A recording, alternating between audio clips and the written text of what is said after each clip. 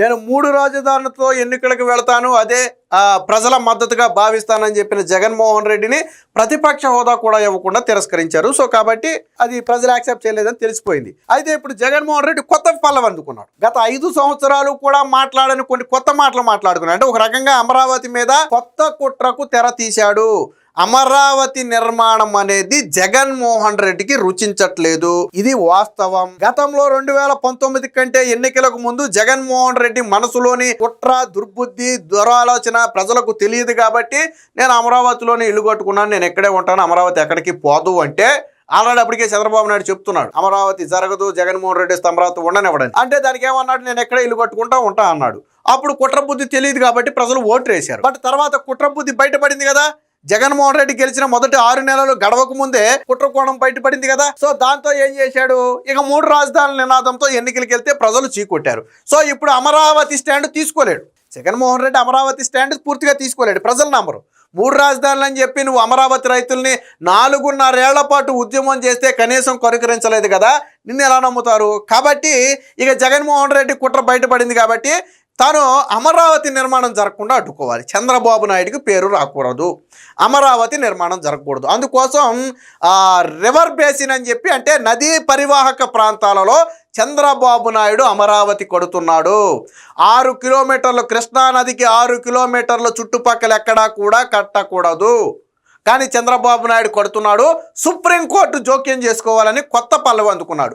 ఇక్కడ అంటే జగన్మోహన్ రెడ్డి ఇంటెన్షన్ ఎంత బలంగా ఉందో చెప్తాను వినండి. లోన మీడియాతో, తాను సెలెక్ట్ చేసుకున్న కొంత మీడియాతో, సోకాల్డ్ మీడియాతో తెలుగులోనే మాట్లాడాడు, బాగుంది. బయటకు వచ్చి నేషనల్ మీడియాని పిలిపించుకున్నాడు. బయటికి ఒక 5-6 నేషనల్ మీడియాలు వచ్చాయి, వాళ్ళతో ఇంగ్లీష్లో మాట్లాడాడు. ఏం మాట్లాడాడు, అసలు రాజ్యాంగంలో రాజధాని అనే పదమే లేదు, ముఖ్యమంత్రి ఎక్కడ కూర్చుంటే అక్కడే రాజధాని, అక్కడికే మంత్రులు వస్తారు, అక్కడికే హెచ్ఓడీలు వస్తారు, కాబట్టి అదే రాజధాని అన్నాడు. జగన్మోహన్ రెడ్డి పొద్దున్నే లేచి బాత్రూంలో కూర్చుంటాడు, రాజధాని అవుతుంది. ఇప్పుడు బెంగళూరులో కూర్చున్నాడు ఫర్ ఎగ్జాంపుల్ అనుకుందాం, అది రాజధాని అవుద్దా? జగన్మోహన్ రెడ్డి సీఎం అయితే లేదు, వెళ్ళి ఢిల్లీలో కూర్చుంటాడు, అది రాజధాని అవుద్దా? నోటికి అన్నమే కదా తినేది. మరి జగన్మోహన్ రెడ్డికి ఎవడు సలహాలు ఇచ్చే ధైర్యం కూడా చేయట్లేదు అనుకుంటా. మనం అలా మాట్లాడకూడదు, ఎక్కడ కూర్చుంటే అక్కడే రాజధాని అనే పదం మనం వాడకూడదు. అంటే ప్రపంచం మొత్తం ఒక విధానం ఫాలో అయితే నువ్వు ఒక్కడివే ఒక విధానం ఫాలో అవుతావా? అంటే రాజధాని అనేది జగన్మోహన్ రెడ్డి ముడ్డు కట్టుకుని గిర్రం తిరుగుద్దా? ఆయన రోజు ఎటో ఒకటి వెళ్తుంటాడు. ఇక ఎటు వెళ్తే అదే రాజధాని. వైజాగ్లో ఉంటే వైజాగ్ రాజధాని, కర్నూలు ఉంటే కర్నూలు రాజధాని, విజయవాడలో ఉంటే విజయవాడలో రాజధాని, గాలిలో ఉంటే ఆ విమానంలో రాజధానా? సిగ్గులేదా?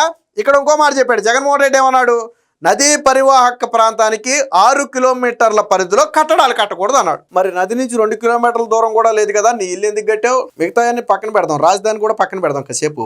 కృష్ణా నది నుంచి 2 కిలోమీటర్లు కూడా దూరం లేని నీ పరిధిలో నువ్వు ఎందుకు ఇల్లు కట్టావు? 6 కిలోమీటర్ల అవతల నువ్వు ఎందుకు ఇల్లు కట్టలా?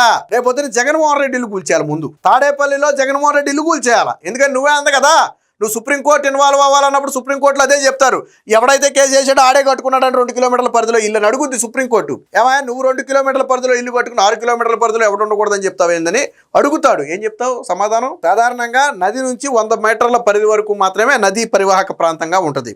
అది ఆల్రెడీ జలశక్తి శాఖ గుర్తించింది, నీటిపారుదల శాఖ అధికారులు దాన్ని నోటిఫై చేశారు. చుట్టూ 100 మీటర్ల పరిధి నదీ పరివాహక ప్రాంతం అంటే ఆ నది నుంచి చుట్టూ 100 మీటర్ల పరిధిలో కట్టడాలు కట్టకూడదు. కానీ ఎక్కడి నుంచి దాదాపుగా 2-3 కిలోమీటర్ల తర్వాత కడుతున్నారు. ఆ తర్వాత 2-3 గ్రామాలు ఉన్నాయి. జగన్మోహన్ రెడ్డి చెప్పిన లెక్క ప్రకారం గ్రామాలు కూడా లేపేయాలి. అక్కడ 3-4 గ్రామాల ప్రజలు ఉండకూడదు, ఉత్తరాంటపాయం ఇంకేవో ఉన్నాయి. మరి నేను ఇంకోటి కూడా అడుగుతున్నా, మరి జగన్మోహన్ రెడ్డి 5 ఏళ్ళు సీఎంగా ఉన్నప్పుడు ఎందుకు ఈ నదీ పరివాహక ప్రాంతంలో చంద్రబాబు నాయుడు కట్టాడు అని కూల్చేయలా? అసెంబ్లీ కావచ్చు, సెక్రటరేట్ కావచ్చు, లేదా హైకోర్టు కావచ్చు, ఎందుకు కూల్చేయలా? కూల్చేయచ్చు కదా, 6 కిలోమీటర్ల పరిధిలో కట్టాడని ఎందుకు కూల్చేయలా?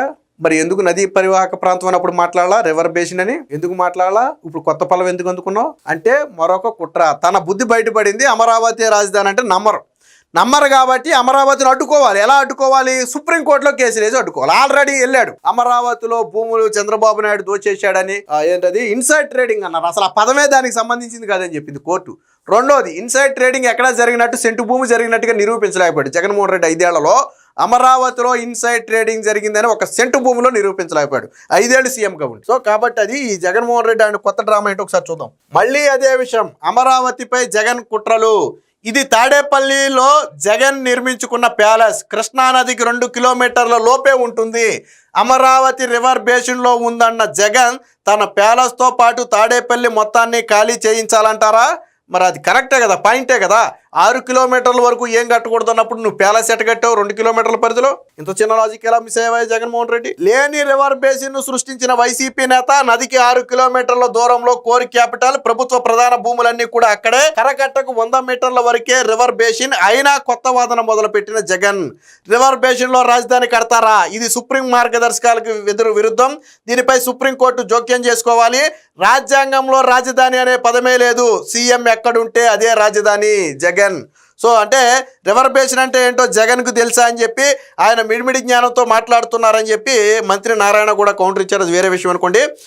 ఒక పక్కేమో 2వ దశ భూసేకరణ ప్రారంభమైంది. ఇంకో పక్కేమో పార్లమెంట్లో అమరావతికి చట్టబద్ధత కల్పించే ప్రయత్నాలు జరుగుతుంటే వైసీపీ అధ్యక్షుడు మాజీ ముఖ్యమంత్రి జగన్ మరోసారి అమరావతిపై విషం చిమ్మారు. రాజ్యాంగంలో అసలు రాజధాని అనే పదమే లేదని పాత పాట పాడుతూనే నదీ పరివాహక ప్రాంతం రివర్ బేసిన్లో నిర్మాణాలు చేస్తున్నారని సుప్రీంకోర్టులు జోక్యం చేసుకోవాలని కొత్త పల్లవి అందుకున్నారు.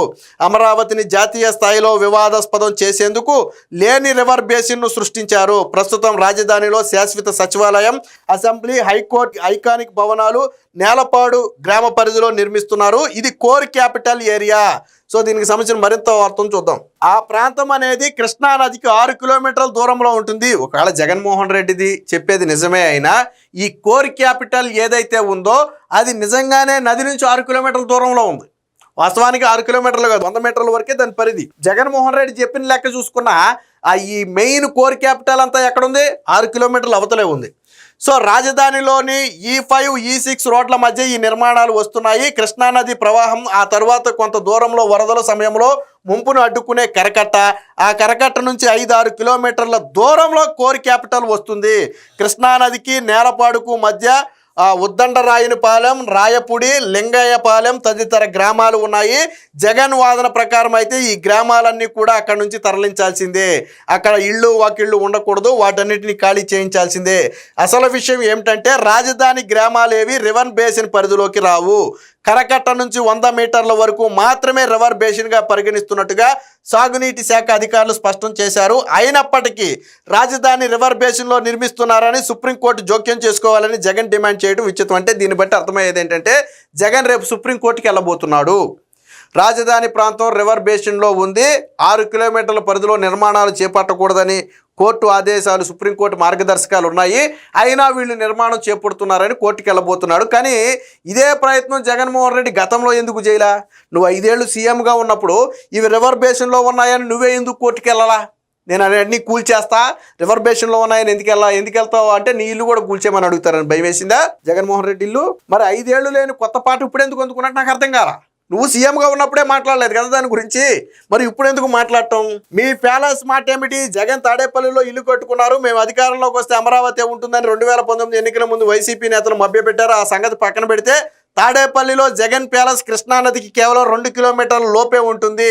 జగన్ లెక్కల ప్రకారం రివర్ బేసిన్లో ఉన్నట్టే కదా, మరి ఆయన తాడేపల్లి ప్యాలెస్ను ఖాళీ చేస్తారని చెప్పి అడిగారు. ఆంగ్లమరణం అంటే ఇది జాతీయ మీడియాతో కట్టింది. ఇక అంటే కేవలం జగన్మోహన్ రెడ్డి కోర్టుకు వెళ్ళి అమరావతి నిర్మాణం వేగంగా జరుగుతుంది. జగన్మోహన్ రెడ్డికి ఇక్కడ నచ్చని విషయం ఏంటంటే చంద్రబాబు నాయుడు గారు 2027, 2028 నాటికి మొదటి దశ అమరావతి కంప్లీట్ చేస్తామని చెప్పి హామీ ఇచ్చారు. దానికి అనుగుణంగానే అమరావతి నిర్మాణాలు 24/7 శరవేగంగా జరుగుతున్నాయి. చంద్రబాబు గారు స్వయంగా అమరావతి నిర్మాణాలను పర్యవేక్షిస్తున్నారు. రేపు ఎన్నికల టయానికి అమరావతికి ఒక రూపు రాబోతుంది. అది జగన్మోహన్ రెడ్డికి నచ్చ